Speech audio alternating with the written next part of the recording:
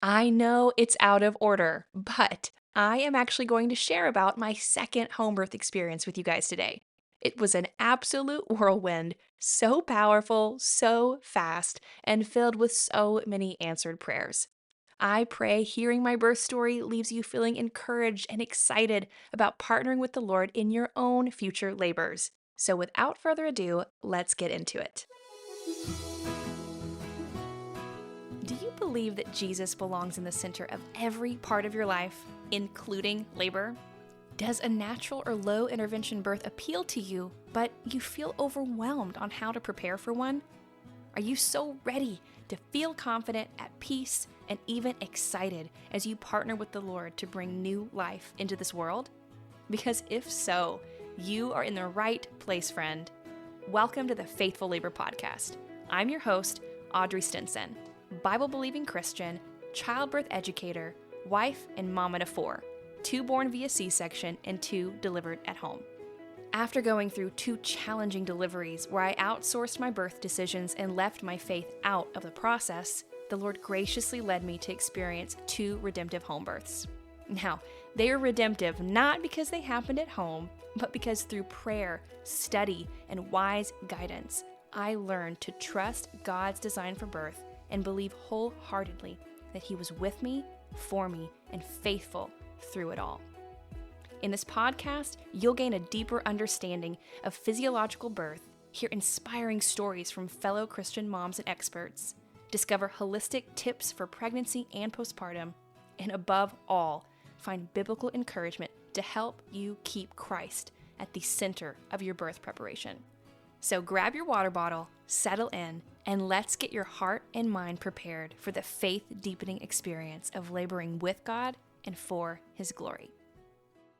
Well, hey guys, so excited you are tuning in today. And I think I say that at the beginning of every podcast that I've done so far, but I really do mean it. I am excited that you have chosen to tune in to my little podcast. But today, especially, I'm excited because I get to be sharing with you my birth story. And yes, I know, like I said in my intro, it's a little weird that I'm starting with my second birth story. However, I actually have already shared my first home birth experience in great detail on a different podcast, and I will link it in the show notes. And I don't know if this is proper podcaster etiquette, but I also don't really care. I want to highly, highly recommend that you go follow my friend Allie's podcast. It's called the Peaceful Home Birth Podcast.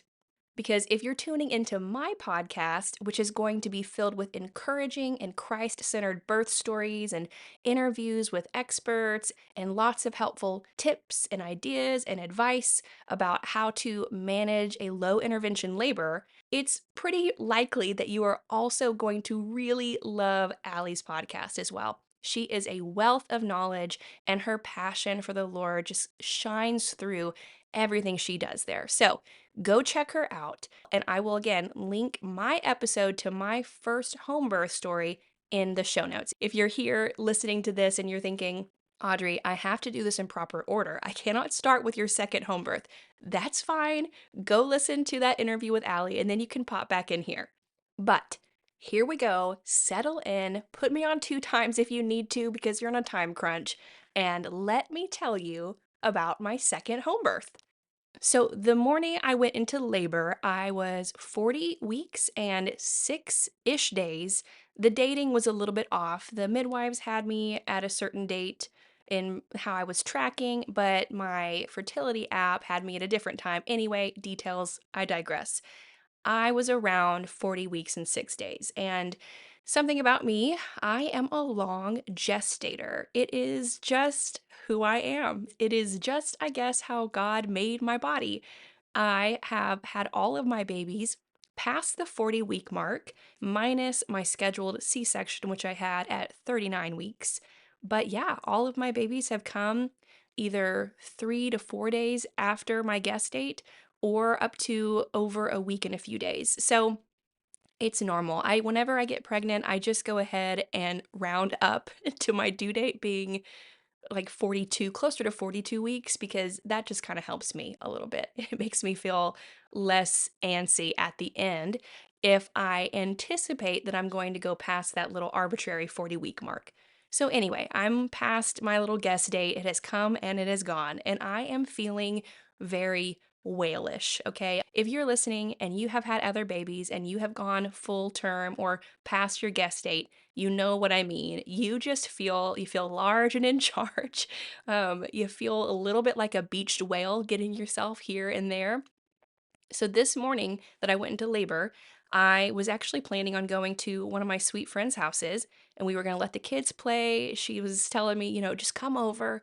I'll make you some coffee and you can just lay on my couch while the kids just wreak havoc. And I thought to myself, man, that sounds magical. I'm going to do that. Get yourself a friend like that, or better yet, be that friend to other pregnant friends and say, hey, come on over, bring the kids, let them run amok, and you just rest, especially at the end of your friend's pregnancy. She will be blessed. I promise you that. So, anyway, I was getting ready to go to my friend's house, and this morning I was feeling a little bit down in the dumps. And so my husband actually gathered all the children and took them to go get me coffee, special coffee, so that I could have a moment to myself to get ready. So I went to the restroom. This was probably at about 9-ish. Went to the restroom and I noticed that I had some bloody show. It was some pink tinge when I went to go wipe myself. And if, by the way, if you are not accustomed to birth stories, we're about to get real intimate here, okay? You're about to know a lot of my bodily processes. So if this is your first one, welcome. I'm so glad to be initiating you into birth story land. But yeah, y'all, you're about to hear a bunch of stuff, and I'm just gonna go for it. And if there's any guys listening, my dad has actually told me that he is tuned into my podcast. Dad, you might want to turn this off right now. I don't know if you are ready to go here with me. So there, the warning has been out there. Let's continue on. So I recognized that I had some bloody show or some mucus plug that was coming out. It was a little bit pinky. And I was pretty excited because I actually went to the restroom in the first place, not just because I had to go pee, but because I thought I had already peed on myself. And so I was kind of bummed. I thought to myself, oh, this is into pregnancy, right? Just peeing on myself every which way. But no, when I went to the restroom to wipe, I saw that there was some pink and I got super, super excited because I knew that that meant that my cervix was kind of dilating. It was opening up just enough that that mucus plug was coming out. And so, anyway, I knew that this was a sign of some early labor things happening. And I also, maybe it was just the fact that I saw the pink, I knew what was happening, but I also started feeling some crampiness almost in tandem to me wiping and seeing the blood. So I was feeling pretty hype. I knew that this could mean, not for sure, because I've also lost my mucus plug and then waited like a week for actual labor to start before. But I knew that this was at least some forward progression into potential going into active labor. So, right after I saw that, my husband still has the kids. He's getting me coffee. I haven't told him yet. But I went ahead and sent my doula a voice message letting her know about the bloody show and the crampy feelings that I've been having. And she requested that we hop on a quick call to discuss. And another shameless pitch for having a doula helping you during pregnancy and with your birth.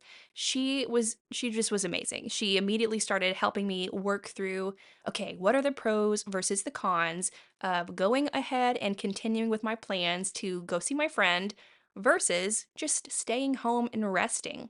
And so she gave me a couple options of saying, hey, maybe going to your friend's house is exactly what you need. You can rest. This crampy feeling can continue on into becoming more notable contractions, and then you can head on home with the kids before it amps up more. Or you can stay home and maybe you can get some final nesting things done and maybe even try to have somebody watch the kids for you and your husband so you guys can go to lunch and have one final little date before the baby comes. And so I thought about it and I decided, that actually sounds really great. There was a couple things left that I really wanted to knock out in the baby's area that we were going to have prepared for him. So I went ahead and called my friend and said, hey, potential exciting news. I might be going into labor, but I am going to stay home today. I love you so much. Thank you for the offer. I'll keep you posted. So decided to stay home. And then when my husband came home after getting me the coffee, I tried to be chill, but I was also feeling even more excited because I had that confirmation and validation from my doula that, hey, things might be happening. And so I let him know about the bloody show and the cramping and what our doula had said, and asked him if he could check with his mom to see if she'd be willing to hang out with the kids so that we could go have a little date. So my husband decided to go ahead and take the day off work, and he stayed home and hung around with the kids so that I could have a little bit more focused free time to tackle little projects that I had been putting off, and that helped the time go by pretty quickly. And during that stint of time, while I was doing the nesting and the organizing and finishing the little final preps in our birth area, I was also having continual crampiness. It wasn't a notable, like, okay, every 10 minutes I'm having another contraction. It really was just kind of on and off crampy feeling. Nothing notable, nothing to write home about, but definitely still present. But I just chilled. I chilled, I worked a little bit, and I chilled some more. When you're in early labor, busy yourself as much as you're able to kind of keep your mind off of things, but then also try to rest as much as you can too. So I didn't want to do too much so I could preserve my energy stores for the real work to come if it was going to come, but I did do what I felt like I could do at the time. By the time lunch rolled around, my mother in law came on over to hang out with our kiddos, and me and my husband went to Olive Garden. I don't know how you feel about Olive Garden. Those breadsticks, man, they are divine. Quick side story, I'm the weird girl who's obsessed with bread, and I I have been known to put breadsticks in my pocket. That's how much I love these breadsticks. I remember once in high school, I was wearing overalls, okay, and they had just given us a fresh basket of breadsticks right before we were gonna leave. I couldn't waste them, y'all, so I put those breadsticks in the pockets of my overalls, and my friends still give me heck for that. So anyway, that's a little side story. I love Olive Garden, and so that's where we went for our little date. And it was so sweet. Oh, it was so sweet. So this was probably around 12:30, maybe even 1. I at this point was having more notable traceable contractions, but they were like 20 to 30 minutes apart, and they were not anything I was having to really work through or breathe heavily through. So whenever I had one of these contractions come on and we were sitting at the table eating our lunch, I would just get really still and I would just focus on my breathing. I found a good rhythm for my breath. And that was it. I just sat, closed my eyes if I needed to, and just kind of calmly breathed. And then after I was done, I had another breadstick. Probably. I don't remember. But yeah, I just considered these contractions to be practice. I relaxed, I breathed, and I went on enjoying my date. And yeah, it was just really sweet to be looking at my husband, talking about this new baby that was going to be coming into our lives and reflecting on our past birth experience. And I say our past birth because even though it was my body doing the birth, my husband was such an active participant in my labor, in my first home birth labor. And so it was just fun to talk about, hey, I really loved it when you did this for me in that birth, and I'm excited to have you do this again. Or, hey, last time you did this, maybe can we do more of this with this birth? And so we were just kind of really nonchalantly talking about the work that we were about to be doing, the work I was about to be doing, and how he could best support me through it. I kind of felt like we were preparing plays for an upcoming football game, just kind of talking through, okay, this is what I need you to do here. And then when this happens, you're going to come over here. Anyway, it was fun. And it was just a really sweet memory. And I'm so thankful that my doula suggested that we do that. So we finished our lunch and hung out there until around 2, and then we headed back to the house. And at this time, I went ahead and laid down and decided to start listening to some podcasts and some scripture. And at this point, contractions still were pretty sporadic and not intense, but they were definitely noticeable. So I was just breathing through them and practicing how I wanted to handle getting through them whenever they got more intense and they built up more. So while I was laying in bed, listening to podcasts, listening to scriptures, which, by the way, if you're a curious cat like myself and you're wondering what I was listening to as far as podcasts go, It was Allie Beth Stuckey, okay? I wanted to get all up to date on politics and culture right before I had my baby, which is funny to think about it now. I could have been listening to like a birth podcast in preparation for labor, but no, I wanted to listen to Allie Beth. So if you don't know who she is, check her out. I love her perspective on many different cultural things from a Christian worldview. Anyway, I was listening to her while I was doing the mile circuit, and the first part of these series of exercises that they have you do for this, which the whole point of it is to help get baby in an optimal positioning to descend and navigate through the birth canal. But the first little portion is where they have you relaxing in these different positions. So I was doing these different relaxing positions, almost falling asleep. And then after I was done doing those, I moved into doing lunges, which is the last part of this series of exercises. And while I was doing the lunges, I decided to flip on Rush Hour. And if you've never seen Rush Hour, it's essentially like a mystery thriller comedy. And it's funny because Rush Hour is by no means my favorite movie, but I just wanted to find something funny to watch because I wanted the oxytocin to keep flowing. Oxytocin is the hormone that kickstarts labor and keeps it moving along, and I wanted to give my body as much of that hormone as possible so we could keep the train moving. And shortly after I started doing those lunges, watching Rush Hour, I was finally ready to admit to myself that, okay, I think the baby is coming today because contractions, while not crazy intense yet, were absolutely picking up and I could feel that in my body. And so after starting Rush Hour, after doing the lunges, I was ready to say, okay, this is for real happening. And I think I texted my midwife and my doula just a little update. I didn't, say anything like, hey, I need you to come over or it's really time. But I did let them know that, hey, I'm noticing the progression happening. And the contractions at this point were still kind of far apart, but I could see that they were starting to kind of cluster together a little bit more. And they were moving from that 20 to 30-minute range closer to 15 or 10. So I just went ahead and let them know, just a quick update, and let it keep going. Just continued to live life as normal. At around 3, my mom comes over to hang out with the kids, watch the kids, so that my husband can finish up a last minute project before the baby gets here, and so that I can just stay in my room and continue to rest and relax while I'm able to, and just soak up this last sweet, quiet little bit of time before we have our precious newborn in our arms. And I'm very thankful that she was able to get free of her work so she could come over and hang out with the kiddos so that I could have that sweet, protected rest time that my body and my mind really needed. And at around 4:30, I called my husband to come into the room with me to let him know how things were going. Because at around this point, at around 4:30, I'm starting to feel the telltale signs of needing to move into a place of more support and wanting to be more focused and just feeling like, okay, I think I'm ready to start transitioning into the place that I actually want to labor in. So I let him know around 4:30 to start going ahead and shutting down his project so he could start giving me all the attention. And at 5, I came out into the living room and let my mom know how things were progressing and just had some really sweet snuggle time with my kiddos. At this point, I had a 2-year-old, a 4-year-old, and a 6-year-old.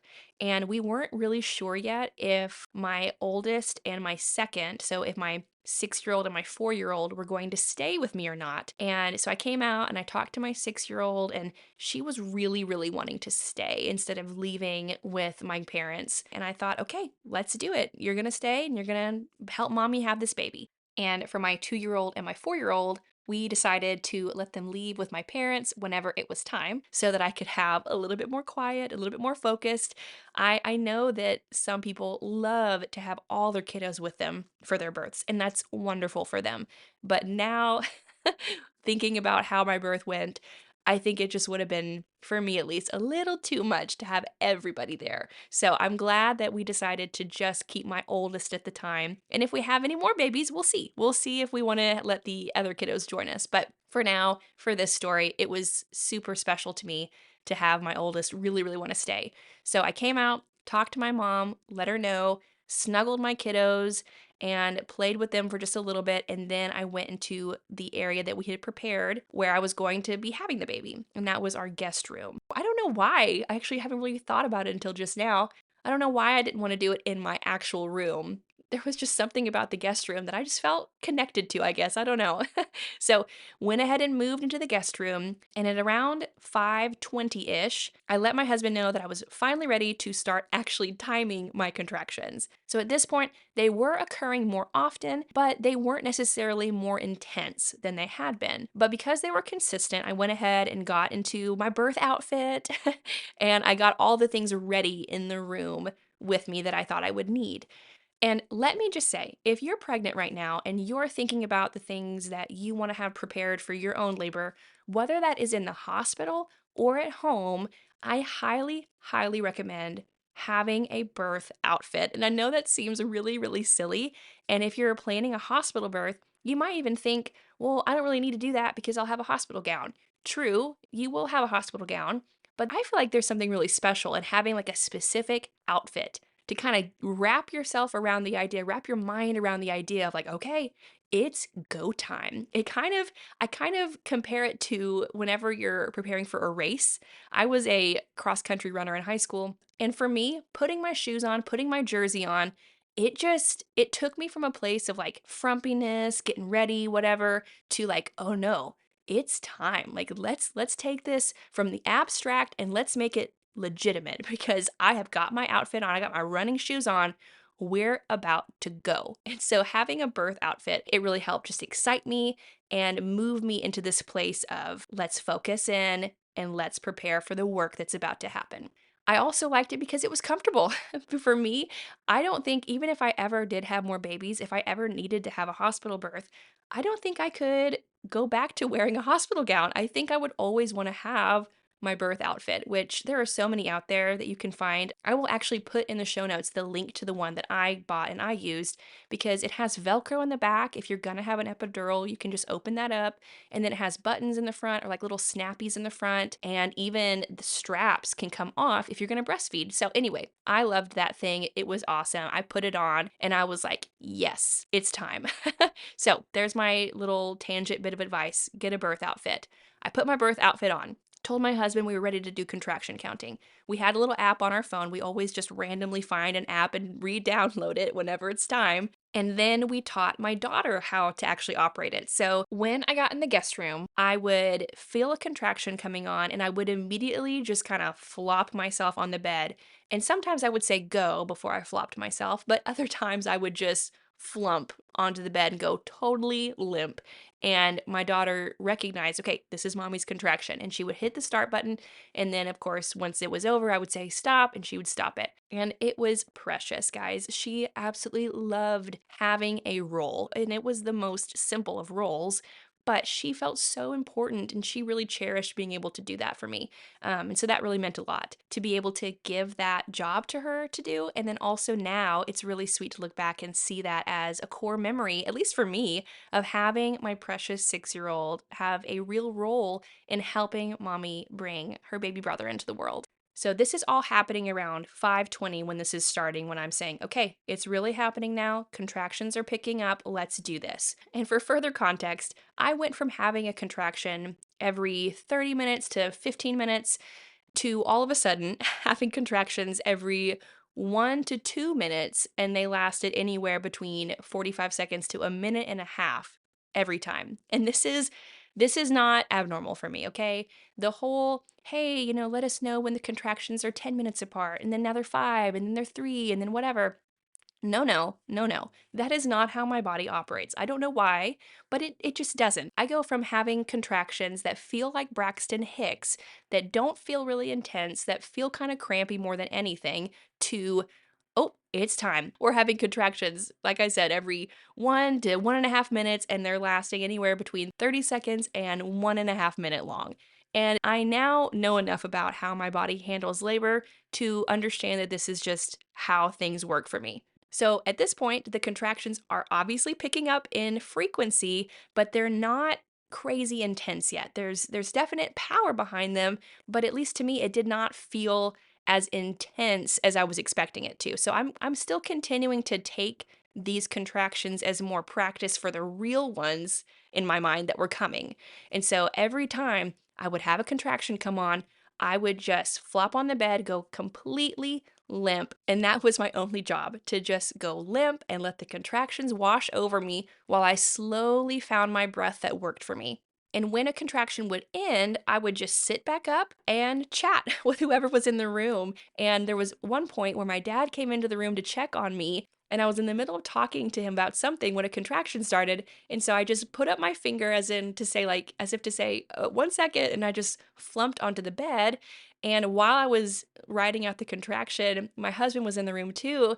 And my dad looked at him and he goes, "What's going on? What is she doing? Is she having a contraction right now?" And my husband was like, "Yeah, yeah, she's having a contraction." My dad was shocked. I don't know what he thought contractions were going to look like for me, but he did not anticipate for me to be so calm and so quiet and not yelling or whatever he had in his mind that they always show in the movies. He did not anticipate that, because when he saw me, even in my first delivery, he saw me at that point, I'm pretty sure, with an epidural. And so I wasn't experiencing anything. I wasn't feeling anything anyway. And so when he saw me go through that contraction, just limp and quiet and still and looking really calm, it threw him for a loop, which is so funny. So anyway, I sat up after the contraction. We just finished our conversation as normal, and it was just really, really chill, honestly. And I really loved that my dad got to be there to see some of that and maybe undo a little bit of what he has always perceived birth as being like. So I continued working through contractions that way, just limp noodle on the bed, chatting in between them. And then at around 6, we let my doula know that we were ready for her. We were ready for her to come whenever. And we also sent another message to our midwives to just keep them further updated and let them know that our doula was going to be on the way to us soon. And during all of this, during all these contractions, all these little side chats with my husband and my child and my dad, I am listening to my birth playlist filled to the brim with worship music, which I will also include in the show notes if you have a hankering to see the kind of songs I had in there. But for each of my unmedicated births now, I have had a song that really resonated with me, really stuck out to me, that carried me through. And for this birth, the song I really clung to was the song Tremble. And I don't actually know who sings it originally, but again, I will link in the show notes which cover version I was listening to. And partially because my phone was not near me during contractions and they were happening so quickly together, I didn't want to shake up what was working. I wanted to stay in the bed, I wanted to limp noodle. And so I didn't know where my phone was, and this song was just, I don't know how it got on repeat, but it was on repeat every 3 minutes or whatever the length was. It just started right over again. And so that's probably also why this song got burned into my head. But I really loved that I got to listen to the song so many times because it was exactly what I needed.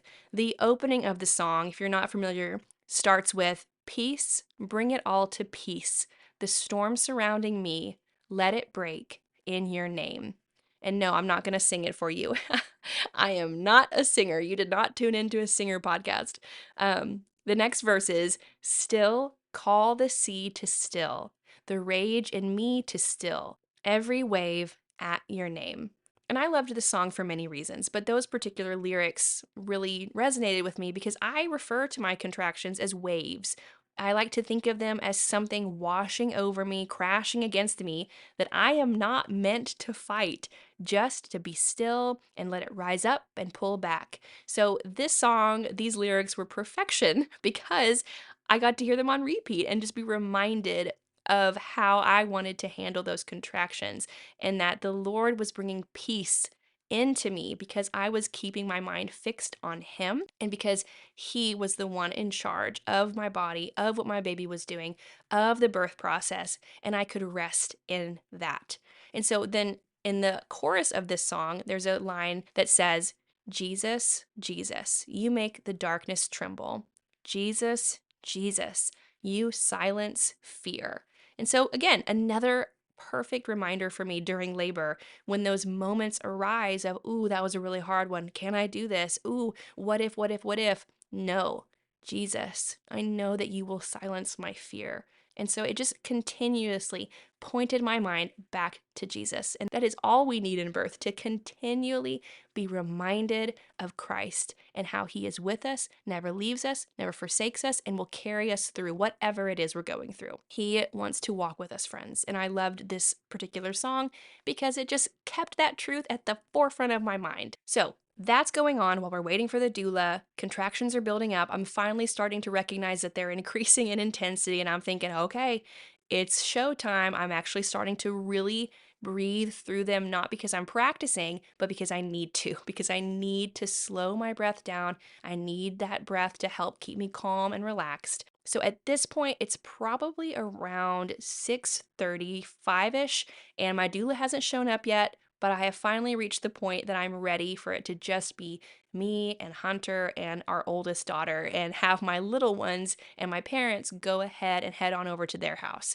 it was perfect timing because by the time they headed out to leave, my doula was there shortly after, and I finally was reaching the point where I didn't want any more distractions. I didn't want any other people. I was just ready to start going inward. So I'm starting to work through some real, what I consider real contractions now. They're no longer, I can't dismiss them. I can't just think of them as cramps. It's real showtime. And my sweet husband is helping our daughter learn how to comfort me with touches and gentle pressure. She really was like my little doula in training. She was just so great. And then whenever Hunter had to leave to go get me something to help prep, she was just right there, making me feel so loved and comforted. And I don't even just mean that because, oh, she's my daughter, so I wanted to like give her something to do. She really did bring me so much support, and I will always treasure that. And then at around 6:45, I went ahead and let my husband know to text our prayer warriors. So with each of my unmedicated births, I prep in advance a just like a little note on my phone that has all the things that have come to my mind during pregnancy and preparing for birth that are causing me worry or they're causing me to feel a little bit nervous about. And I write them all out so that my friends and our close family can be praying over them. And also with that, I have a list of all the people I want him to text so that they can know. They can know that I'm in labor, they can know that we need prayers. And this has just always been something that I've really enjoyed doing. I really love that I get to bring people I love into my birth in this seemingly small way of just shooting out a text, but it's not small. Talking to the Lord of heaven and earth is not a small matter. And I love knowing as I'm laboring that the people who love us and want to support us are doing that by bringing these prayers to the Father for us. So, my husband sent that text message out around 6:45, letting everybody know to be praying, and I went ahead and moved over to the toilet because the toilet is my jam. It's the place that I can really just open up. And the toilet is also dangerous though. The toilet will take me from I'm managing these contractions super well and they're hard, but I'm working through it to okay. It is transition time. We are moving from active labor into wrapping up that final dilation, that final bit of effacement where the cervix is super thin, all the way open, and we are moving into getting this baby here. So it's good. It's good because it opens me up, but on the other hand, it brings on a whole new intensity to contractions. So I moved to the toilet to keep things moving along before my doula got there.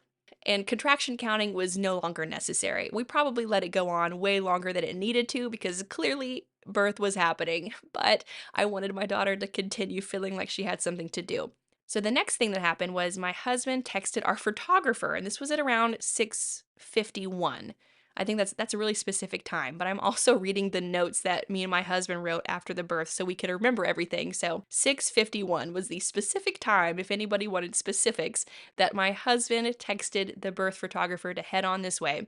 And looking back now, we really should have texted her much sooner, but I didn't want her to just be there for like a long period of time. I wanted her there at the end because I just never know. You know, I understand now how quickly birth can happen for me, but I didn't want to invite her over too soon and then her just have to chill for so long. So, in hindsight, I should have let her know much sooner, but we didn't. So it's 6:51. My husband let her know to come, and I am still on the toilet. It really is a great place to help move things along in your labor because you just know, your body just knows to open up there because that's what your body has been trained to do. It is the opening place. So, subconsciously, if you're having a hard time opening, your body, if you sit on the toilet, it will just naturally do that because that's what your brain has been trained to do whenever you sit on the toilet. So just tuck that away if you're having a hard time getting things to progress and move along, or you feel like you're maybe stalling in labor. Try sitting on the toilet, okay? I know it's kind of weird, but it works. It's worked for me at least. And I always put a pillow on the top of the lid so I can lean over it. So anyway, my doula got there at around 6:58, and almost as soon as she got there, she asked Hunter, "Are the midwives coming?" because she saw me, and I think she just could tell by looking at me, the noises that I was starting to make, that I was already getting pretty close to needing their presence. And so my husband went ahead and let them know that it was really time, or really, really close to time.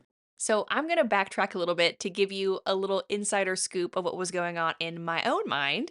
Once my doula got there, and I'm on the toilet, I'm starting to make some noises, I still haven't recognized that it's possible that I'm closer to the end than I think I am, because I honestly still didn't really feel like my contractions had been intense for very long. It had really only been about an hour of having regular contractions that I felt like I really needed to work through, breathe through, and then only in the past 10 minutes that they were really hard. And so now on the toilet, my doula walks in, she's looking at me, she's like, "Hey, how's it going?" And she's hearing my sounds. She was able to recognize long before I did that, okay, Audrey, you actually are maybe close to the end. And of course, she didn't say that to me, but that's why she was wanting to know when the midwives were coming, because she was able to read the room, read the birth situation, and say, okay, here we are. This is happening. This is close. Anyway, so when she walked in, I finally felt the freedom to let the contractions feel as intense as they were, because I think before she got there, I didn't want to admit to myself that, oh, these are up a notch. These are really, really coming down on it. But when she walked in, it was as if I finally felt like, oh, I finally have someone to share the burden with. I finally can admit that this is really hard work right now. So by the time my doula got there, that is when I really think things started to pick up. But it's also because I now recognize that she showed up either right before I went into transition or right as I was going through transition. So I think shortly after she arrived, I maybe got up from the toilet for a minute, and we were going to try to find a different position for me.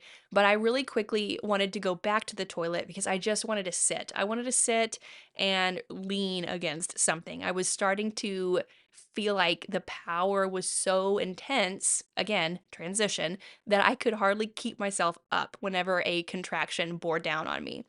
So my husband was applying counter pressure for me, and my sweet doula, Laura, was speaking words of encouragement, soothing me, calming me in the background. It was perfect. And then also in the background, my sweet daughter is still attempting to read scripture over me. And I think at one point my doula recommended that she go get me some honey. But when she tried to give it to me, it was at that point I realized I was actually feeling kind of nauseous, which again, that's a huge transition sign, but I did not pick up on it. And so when she tried to give me the honey, I said, "No, thank you, sweetie. I actually don't feel, I feel ill right now. I feel kind of sick right now." And I'm sure when Laura heard me say that, it was like another trigger of like, okay, we really do need to get the midwives here.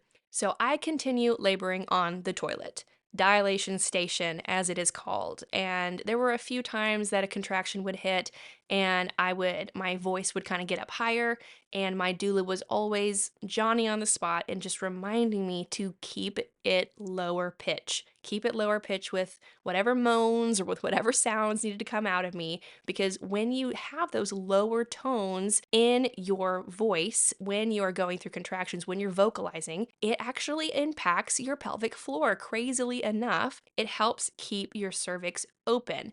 And when your voice gets higher pitch and the vocal cords kind of close around that higher pitch sound, it again will reflect in your pelvic floor by causing more tightness in your cervix. So just amazing. Just keep that in mind too. So after about 3 or 4 contractions on the toilet, my doula said, you know what, we really need to get the tub filled up because we hadn't yet. We really didn't know how much time we had and we didn't want to fill it up too early and have it get cold. So my husband and my daughter went to start filling up the tub. I'm still in the toilet room, or as normal people would call it, the bathroom. And my doula asked if I could feel his head. And I thought, oh my goodness, she thinks I'm to the point where I can feel his head. I must be further along than I think I am. And so I remember reaching to see if I could feel him, and I didn't feel anything, which was so defeating because as I've already said, at this point, I was finally recognizing like, oh man, this is getting really tough. This feels really, really hard right now. And so when I tried to feel for his head and I didn't feel anything, I thought, oh no, this is gonna be so much longer. And so anyway, I was excited about the possibility of being further along. And then when I didn't feel his head, oh, my heart just kind of sunk. So that was a moment that I really had to come back to, all right, Lord, you are in charge of this birth. You know how long it's going to take. You're with me. You're going to be there. You've never failed. And I just had to remind myself of the truth of scripture and that the Lord was going to carry me through because now I'm looking ahead and thinking, oh man, maybe I have a lot longer of being in this really intense place.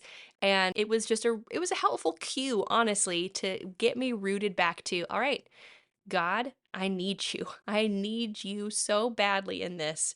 Please be here with me. And it wasn't even like a plead or a begging because I knew he already was. It was more like, God, will you remind me that you are already here with me and I can trust you and I can count on you to get me through this. So, that was what was going on with me while my husband and daughter were filling the birth tub. However, my precious daughter, being 6 years old, wasn't the caliber of help that my husband wanted her to be.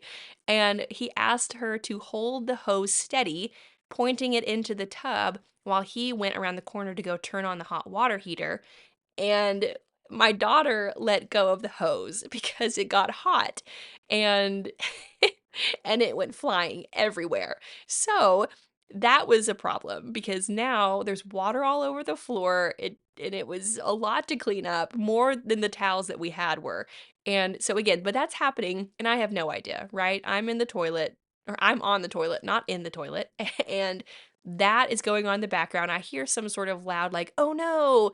And I don't really think much of it because I'm starting to go inward, starting to really focus in on these contractions and the power behind them.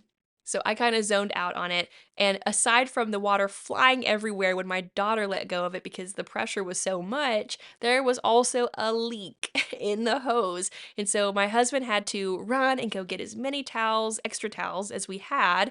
And while he was drying up all the water, me and my doula came back into the guest room so I could start leaning on the bed because these contractions were becoming so powerful. It was really hard to find a comfortable place. So my doula suggested the bed again to see if maybe that gave me some relief. And so coming back into the bedroom, seeing all the water on the floor, I just kind of dismissed it. It really didn't bother me. But my sweet husband was really, really worried about trying to fix that all up for me before the baby got here, but it did not even end up being an issue. So while my husband is frantically trying to clean up all the water, my doula is helping me work through some contractions. And at this point, too, my doula calls my photographer at around 7:12 and says, okay, no, really, you need to come if you're gonna come because it's happening. And so again, this is at 7:12, okay? Just to give you guys context of how quickly things move. And shortly after we let the photographer know to for real come, my sweet doula once again asks my husband, like, hey, did you call them? Did you tell them to come? And my husband said, oh, yeah, I texted them when you told me to earlier. And my doula was like, no, you need to call them to come because she sees, oh man, this is happening very, very quickly. This baby's gonna be here really soon. Again, and I have no awareness of where I am in the timeline of things. So even though I have learned so much about birth, I have studied so many things about it, I still did not yet fully grasp that I have gone through transition and I am embarking into the final stage of pushing. I still, it's so crazy to me that I didn't recognize it, but I didn't. I just didn't. And so, anyway, my doula says, no, Hunter, you need to call them. They need to come. And so at around, I think it's 7:18, 7:18, my husband calls our midwife and he's like, hey. And as soon as my midwife hears him, she goes, oh man, okay, I'm on the way. And so she hustles from, I think, Sam's. I think she was shopping at Sam's, and I don't even know what happened to her groceries, but she came hauling it to our house, which is a good 15 minutes away from there. And once my husband gets off the phone with our midwife, I very quickly make it known I want him with me. I am needing his support. So he comes over to the bed, and I tell him right before a contraction starts to hit, which, by the way, are still happening as frequently as they were earlier. So every minute, minute and a half, I'm having another contraction, and they are intense. They're intense. They're powerful. So I have him come over and I tell him, I don't know what I need you to do for me, but I just need you to hold me in some way because I want to go limp, but I need to be upright. I can't explain it, but I feel like I need to be upright. And so he's like, okay, okay. And I'll just hold you here. And so he's basically holding on my hips underneath my belly. And I am leaning over the bed on my arms. And this contraction it just washes over me. And it is full on push time contraction. And I remember I'm letting out a really big moan, and then mid contraction, my water breaks, and it is the most explosive water breaking I have ever seen. And I mean, granted, I have not seen a whole bunch of people's water break, but when you think about a woman's water breaking as it would be on TV, maybe like this big dramatization, it felt like that. It felt like the typical what you would see made into a movie water breaking because it literally felt like somebody had taken a massive water balloon and just dropped it in between my legs. It went everywhere. It went everywhere, and it was so much water or amniotic fluid. And anyway, that was a huge relief when that finally happened. And man, after that, it was go time. I don't know if you guys can hear me snap in these recordings, but I'm snapping, I'm clapping, I'm moving my hands a lot over here, trying to give you guys a picture of what happened. So after my water breaks, I move into this place of, oh man, okay, we're not just doing it, like the baby's gonna be here really soon, I think. And so after the water breaks, I am ready for relief. I'm thinking, I can't get comfortable anywhere. I need to get in that water. And so this is maybe at 7:20. And so I ask, okay, can we get me in the water? We hadn't gotten the water yet earlier because it was just so flim-flamming hot. Because we were worried that it would get cold because I might not be close to the end. And so my husband had made it hotter to keep it hot longer. But unfortunately, I was further along than anybody thought, maybe minus my sweet doula, but definitely further along than Hunter thought. And so when I got in the water, I was in there for maybe a minute and it was just too hot for me. And so I hopped back out. And at that point, my husband was trying to make it cooler. He tried to put more ice in it, tried to even like shovel water out so we could put colder water in. It kind of ended up being a little bit of a mess. But again, I was in labor land. I really was not aware of all those details happening around me. I was fully encompassed in the birth process at that point. So after I got out of the water, my doula suggested I try again to feel for the baby's head. And it really didn't feel like it had been that long of a time since I last checked when I was in the bathroom. And so I was worried to check again because what if I didn't feel his head? What if I really wasn't as far along as I felt like I was? But I went ahead and tried. And when I tried, I could feel his head. It was still pretty high up, but I felt it. And it invigorated me, guys. It made me feel like, yes, it's happening. This baby is descending. He is almost here. And so that gave me like a renewed sense of, okay, all right, we can do this. We can do this. So as I'm standing right outside of the birth tub and my husband is working so hard to try to cool it off for me, I have a few more really big, really, really strong push contractions. I am getting more and more pushy with each one. Before it was kind of like, oh wow, yeah, this is a lot of power. This is a lot of movement in getting baby down and descended. But now these last two pushes after I got out of the tub, it really was clear to me like, okay, I'm no longer opening up, thinning out, descending the baby. I am pushing. This is happening. So as I am going through these pushy contractions and I am vocalizing more loudly and the intensity is escalating, my midwife finally shows up at 7:28 and she is getting everything set up for baby to get here. And my husband is, of course, still working on that tub, trying to get it ready for me so I can get that relief. And it's funny to look back on this now, but in the moment, I know that my husband was feeling really panicked about what happened, which is pretty funny because everything ended up being fine. But once again, my husband asked my daughter to hold the hose so that he could begin to fill the tub with some colder water. And he had taken a big pot full of water out and dumped it, and he was coming back to turn on the cold faucet, and the hose was not held very well once again, and it jumped out of her hands, spraying down everybody in the room. My midwife got wet. I think her computer even got a little wet, which it's okay. It didn't break it, but it went everywhere on everybody. But again, I'm not really aware of this happening. They had to tell me that this happened after the birth because I am in my own world here. So anyway, he tries to figure that out, tries to get the tub colder, and he's coming in and out of the room a lot trying to fix the problem of the hot water. But I finally reached the point where I was like, I don't care about the water anymore, babe. I just want you to be with me. I really needed his strength and his comfort. And so I asked him to come be with me for the next few contractions that were about to happen. And so when he got there to me, another one came over me and he was holding me up for support as I was trying to be as relaxed and limp in his arms as I could. And I remember thinking after that massive big contraction that he had just come behind me to help support me with happened after it ended. Oh no, I have for sure pooped all over myself. That was so much urge to push that there's no way I didn't just poop everywhere. I never found out if I pooped, by the way, but at this point, after that massive contraction, I reached down and he was crowning. I could feel his head.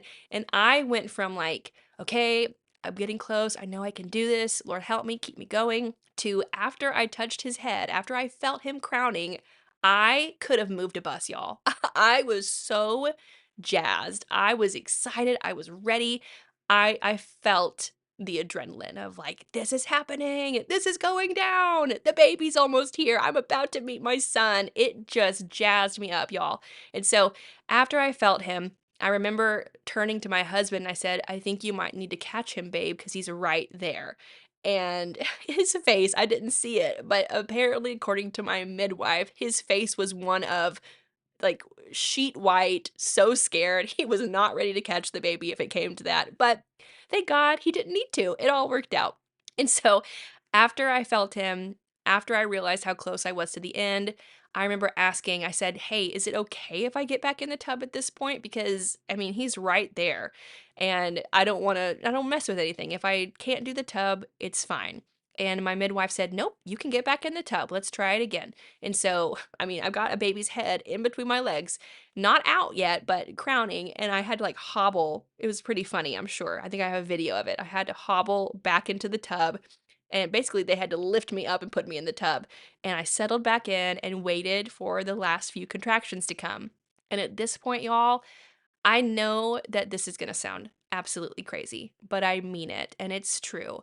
I felt zero pain. I really didn't feel any pain from this point forward. And even the things I was experiencing before this moment in the tub, right before I pushed him out, it was intensity. It was a lot of work and a lot of power.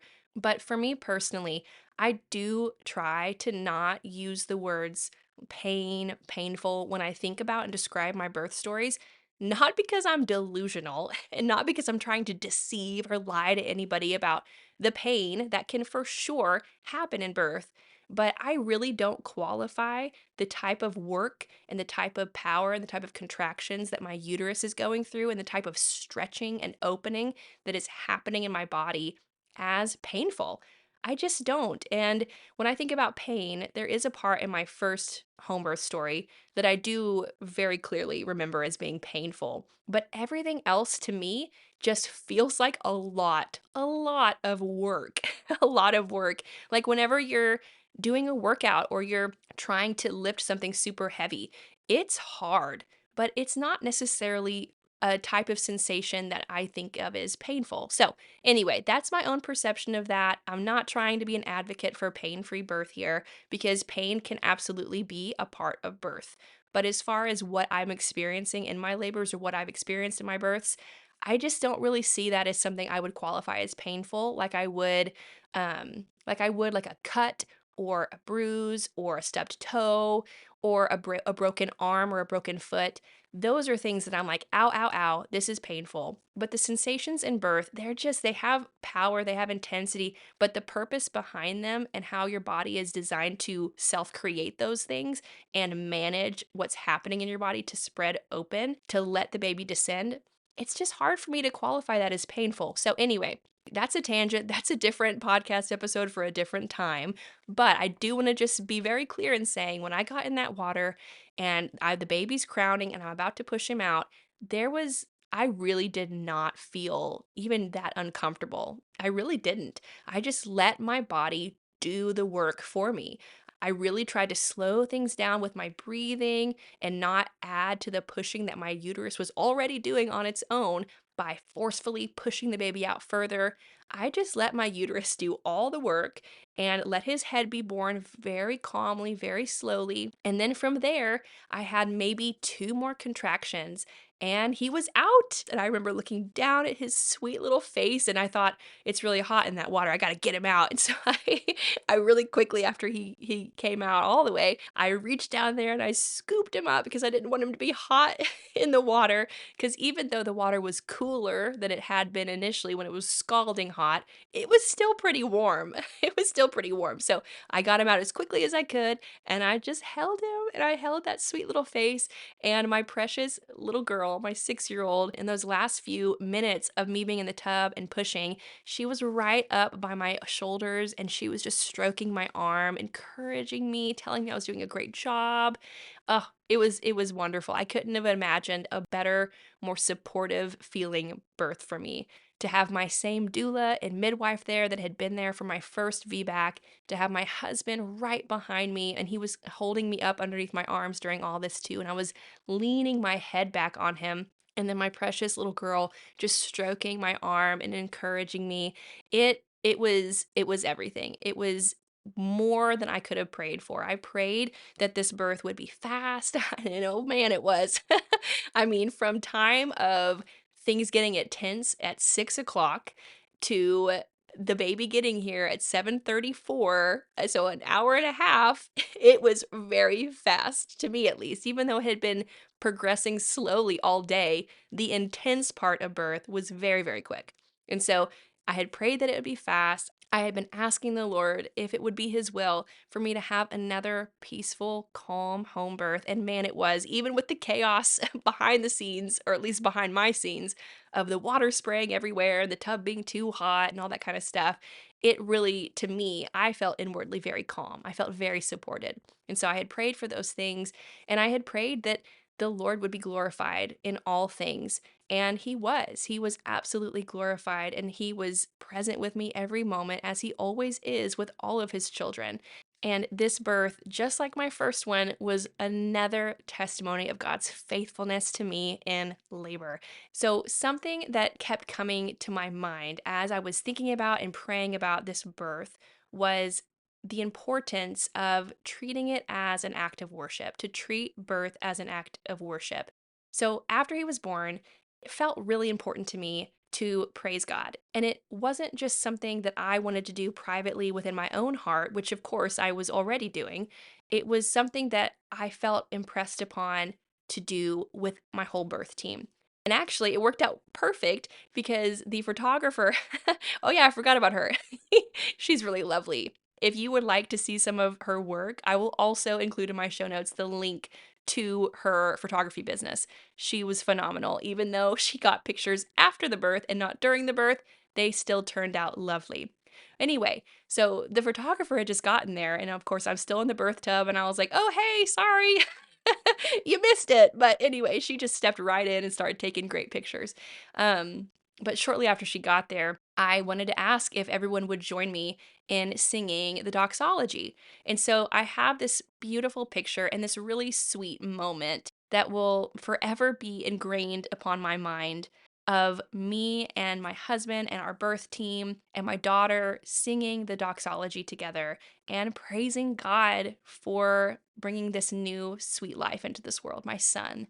And it was perfect. It was the perfect wrap up of his birth, praising the God from whom all blessings flow.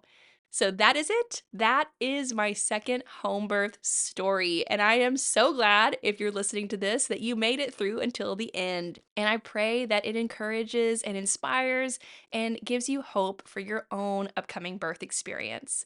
And now it's your turn. If you want to share your birth story, please reach out and let me know.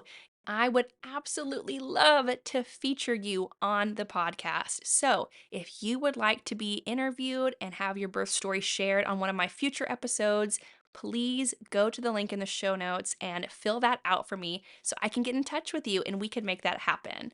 And that is all I have for you guys today. I pray this was a blessing and encouragement to you, and I will catch you next time. God bless. Thanks for joining me today, friend. If today's episode blessed you, the best way you can let me know is by leaving a written review on Apple Podcasts.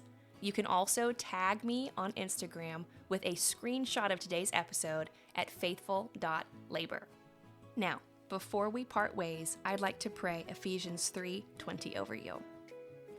Now to him who is able to do immeasurably more than all we ask or imagine, according to his power that is at work within us, I pray that God would be mightily glorified through you as you seek to honor him with your faithful labor. Amen, and God bless.